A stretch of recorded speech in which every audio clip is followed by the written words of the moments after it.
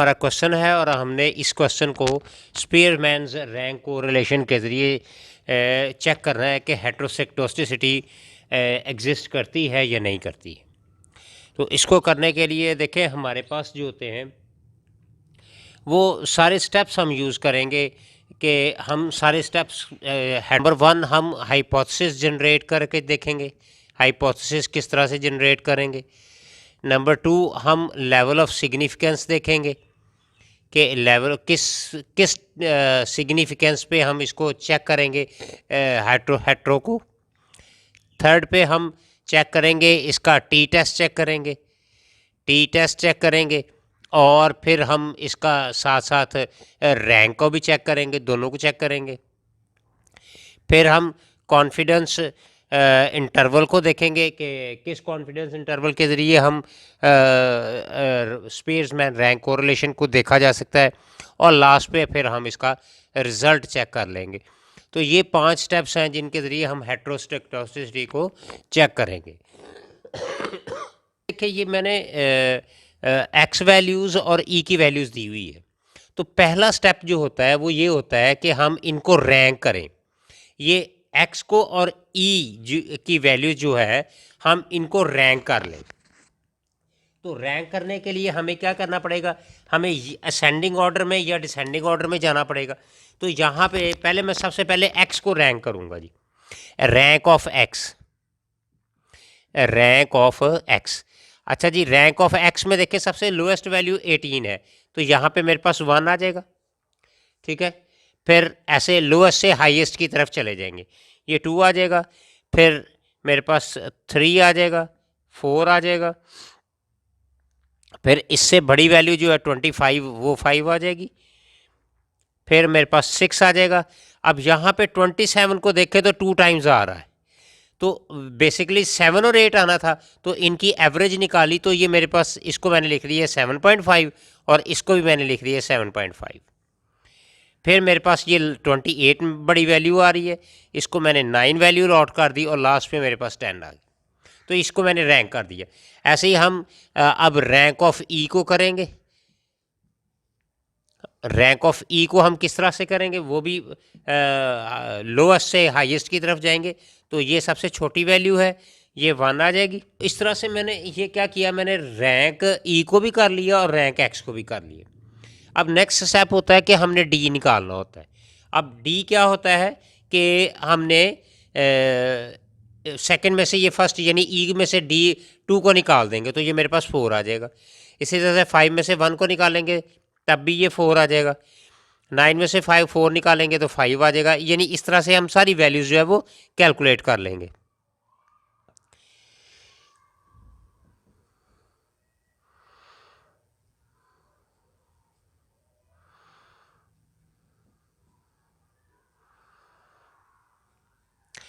अब डी के बाद हम डी स्केयर निकालेंगे जी, इनका यानी कि इनका हम स्केयर ले लेंगे।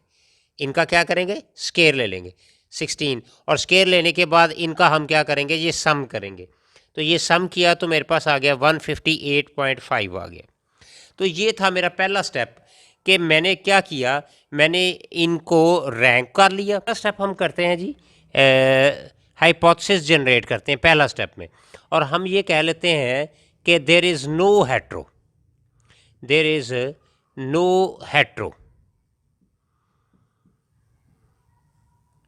हेट्रोसेक्टोस्टिसिटी नहीं है, इसका मतलब होमो होगी। हेट्रो नहीं है तो क्या हो गई, होमो होगी। और नल हाइपोथेसिस के अगेंस्ट हम अल्टरनेटिव जब लेंगे तो अल्टरनेटिव में क्या कह देंगे, हम कहेंगे देयर इज हेट्रो,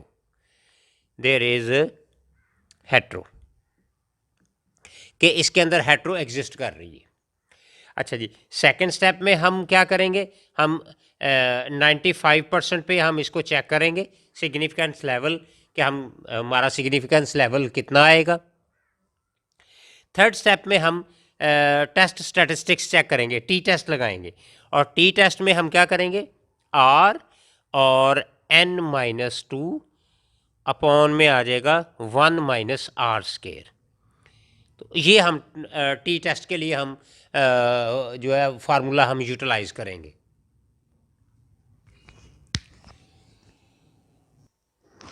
अच्छा, अब इस टी टेस्ट के अंदर हमें देखें, हमारे पास ये कोरिलेशन आर निकालना पड़ेगा, जो कि स्पीयरमैन्स के ज़रिए हमें निकालना पड़ेगा। अब स्पीयरमैन्स का फार्मूला क्या होता है जी? ये होता है जी 1 - 6 sigma D square upon n into n square -1, ये फार्मूला होता है। तो ये इसका मतलब है कि हमें टी टेस्ट को निकालने से पहले हमें आर निकालना पड़ेगा। तो हम सबसे पहले आर निकाल लेते हैं। 1 - 6 डी स्केयर की वैल्यू देखिए, ये दी हुई 158.5, और एन मेरे पास नंबर ऑफ ऑब्जर्वेशन मेरे पास कितनी थी, 10 थी, तो ये 10 आ जाएगा और ये 100 आ जाएगा, 100 - 1 आर की वैल्यू। तो इस तरह से जब हम इसको कैलकुलेशन करेंगे, इसकी कैलकुलेशन करेंगे, मतलब इसको इससे मल्टीप्लाई करेंगे और ये 99 इंटू 10 आ जाएगा, यानी 1 माइनस इसको हम मल्टीप्लाई करेंगे तो ये आ जाएगा 951, और ये 99 आएगा, 99 को 10 से करेंगे तो 990 आ जाएगा, और इस सारे का आंसर जो है वो मेरे पास आ जाएगा 0.0394। ये मेरे पास आर का आंसर आ गया, यानी कि कोरिलेशन का आंसर आ गया। अब ये कोरिलेशन का आंसर जो है वो इसमें पुट करते हैं हम।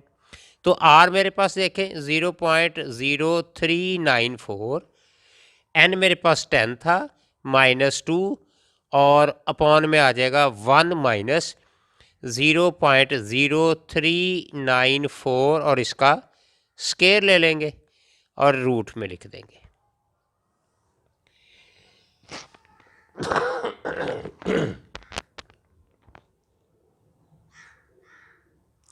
अच्छा, इसको जब फर्दर आप कैलकुलेट करेंगे, मतलब इस सारे को कैलकुलेट करेंगे, तो मेरे पास आंसर आ जाएगा 0.1115। मेरे पास ये टी टेस्ट का आंसर रिजल्ट आ जाएगा। अब देखें, मेरे पास ये थर्ड स्टेप हो गया, ये थर्ड स्टेप हो गया। पहले स्टेप में हमने हाइपोथेसिस चेक किया, सेकंड स्टेप में हमने 95% सिग्निफिकेंस लेवल को देखा, और थर्ड टेस्ट पे हमने टी टेस्ट लगाया, जिसमें से हमने सेपरेट आर निकाला, यानी कि स्पेसमैन रैंक कोरिलेशन। अब नंबर 4 पे हमारे पास आएगा degree of freedom, degree of freedom, यानी कि कॉन्फिडेंस इंटरवल कितना आएगा। डिग्री ऑफ फ्रीडम जो होता है वो होता है n-2।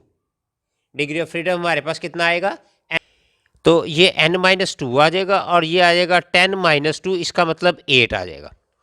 और अल्फ़ा की वैल्यू मेरे पास कितनी आएगी, वो 0 पॉइंट ये आ जाएगी, यानी कि टी टेस्ट को हम क्या करेंगे, 0.025 को 8 में ट्रैक करेंगे, टेबल वैल्यू जो है। तो ये मेरे पास टेबल वैल्यू आ जाएगी 2.306। ये मेरे पास टेबल वैल्यू आई है, ये मेरे पास कैलकुलेटेड वैल्यू आई है। अब देखें यहाँ पे जो मेरे पास कैलकुलेटेड वैल्यू है वो लेस है टेबल वैल्यू के, ठीक है। नंबर 5 पे हम रिज़ल्ट लिखने लगे कि ये जो टी कैलकुलेटेड वैल्यू है, T calculated value is less than that of T tabulated value, यानी टेबल वैल्यू वो लेस है। तो हम क्या करेंगे, वी रिजेक्ट द, हम रिजेक्ट कर देंगे, we reject the hypothesis, we reject the hypothesis. अब हाइपोथेसिस लिखे क्या थे, हाइपोथेसिस क्या लिखे थे कि यहाँ पे हेट्रोसेक्डोसिटी नहीं है, इसका मतलब नल हाइपोथेसिस को हमने रिजेक्ट कर दिया है, इसका मतलब कि देयर इज़ नो हेट्रोसेक्डोसिटी इस डाटा के अंदर अवेलेबल नहीं, एब्सेंस ऑफ हेट्रोसेक्डोसिटी।